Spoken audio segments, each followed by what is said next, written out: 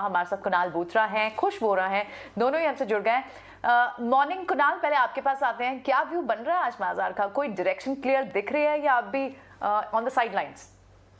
सो indices, good morning Priyanka ji. अभी भी मुझे लग रहा है कि इंडाइसेस अभी भी रेंज में ट्रेड कर रहे हैं। 16,800 और 17,200 का एक बहुत ही शॉर्ट टर्म और नैरो रेंज है। बट अगर हम निफ्टी आर्ली चार्ट्स की बात करें तो ये रेंज बहुत कॉन्ट्रैक्टेड होते जा रहा है इंडाइसेस में।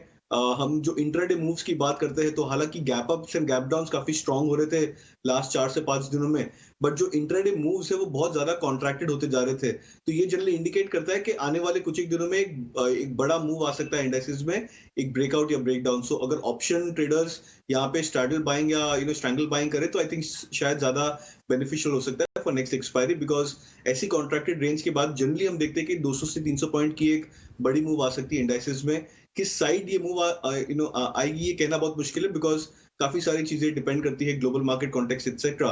बट मेरा ऐसा मानना है कि बहुत जल्द हम एक शायद बड़ा मूव देख सकते हैं इंडाइसेस में। तो उस लिहाज से मेरी जो बायस रहेगी इंडाइसेस में वो अभी भी बुलिश रहेगी जब तक हम 16,800 के ऊपर ट्रेड कर रहे हो। दो दो स्टॉक जो मुझे ऐसा लग रहा है कि शायद बहुत ज्यादा स्ट्रॉन्ग एंड रेजिलिएंट स्टॉक्स है जो मैं रेकमेंड करना चाहूंगा। पहला रहेगा पीवीआर। हम जनरली इस स्टॉक की ज्यादा बात नहीं करते, मगर अगर हम लास्ट 2 मंथ्स 3 मंथ्स की चार्ट पैटर्न देखे पीवीआर की तो काफी कंसिस्टेंसी आई है। जब से ये रीओपनिंग थीम ये शुरू हुआ है मार्केट में, तब से हम देख रहे हैं कि पीवीआर में volumes, price setup, indicator action, काफी सारी चीजों में बहुत पॉजिटिविटी आ गई है। कल की प्राइस एक्शन भी काफी एनकरेजिंग थी पीवीआर के लिए। वो इंडिकेट करता है कि एक शॉर्ट टर्म एक माइनर बॉटम इन प्लेस हो चुका है स्टॉक के लिए। तो मैं रेकमेंड करूंगा बाय के लिए। टारगेट्स रहेगा 1850, स्टॉप लॉस 1750 का। और सेकंड स्टॉक जो फाइनेंशियल स्पेस में है वो है एमएनएम फाइनेंस। बहुत ही कंसिस्टेंट स्ट्रॉन्ग चार्ट बनता हुआ नजर आ रहा है। लास्ट 1 मंथ की चार्ट पैटर्न देखे तो स्टॉक ने बहुत स्टेडीली एंड ग्रेजुअली क्लाइम किया है। हालांकि लास्ट 6-8 मंथ्स में स्टॉक काफी ज्यादा सेलिंग प्रेशर में है, बट ये जो लास्ट 1 मंथ की मूव इंडिकेट कर रही है कि शायद ये जो 6 मंथ का डाउन ट्रेंड चल रहा था एमएनएम फाइनेंस में वो रिवर्सल पे आ चुका है। तो interesting chart pattern MNM finance में भी इंडिकेट हो रहे हैं। मैं एक्सपेक्ट करूंगा यहाँ से लगभग 9 to 10% अप मूव आ सकता है। 200 का टारगेट रख सकते हैं, स्टॉप लॉस 178।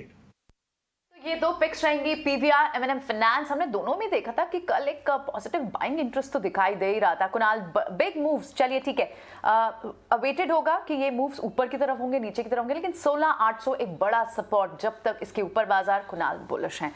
खुश बोरा भी हमारे साथ। मॉर्निंग खुश, आप कैसे देख रहे हैं मॉर्निंग को, मार्केट्स को? खुश, आपके ट्रेडिंग आइडियाज कैसे, किस फ्लेवर के हैं? जी हाँ, काफी डाइवर्सिफाइड हैं। फार्मा से लेके रियल एस्टेट और हेल्थ केयर, सारे ही अलग अलग स्पेसेस से। एक क्विक चेक अगर मैं मार्केट पे दे दूं तो देखिए 17,200 का जो लेवल हम बात कर रहे हैं उसमें हमने कल एक बहुत ही लिमिटेड एडिशन देखा है of open interest, which also means कि कहीं ना कहीं उसमें अनवाइंडिंग भी बहुत सारी हुई है जो पोजिशंस ली गई थी। और 17,000 का जो पुट बेस है वो बहुत स्ट्रांग है। ये एक हो सकता है मार्केट्स के लिए आने आज के एटलीस्ट दिन के लिए बहुत स्ट्रांग सपोर्ट पे एक्ट करे।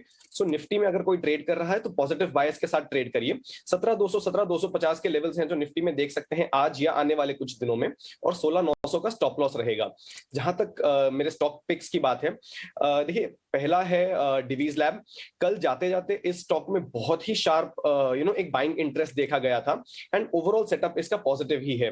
सो कहीं ना कहीं डिवीज लैब हमें लग रहा है कि आने वाले कुछ दिनों में आउट परफॉर्म कर सकता है even compare to the markets. So Divi's Lab will remain our first pick for a target of 4,650 and a stop loss of 4,480।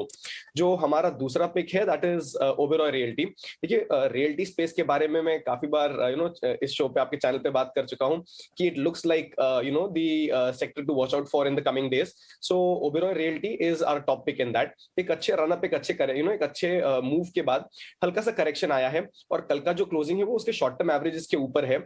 More importantly एक नए ट्रेंड की शुरुआत होते हुए दिख रही है ऑन द इंडिकेटर्स।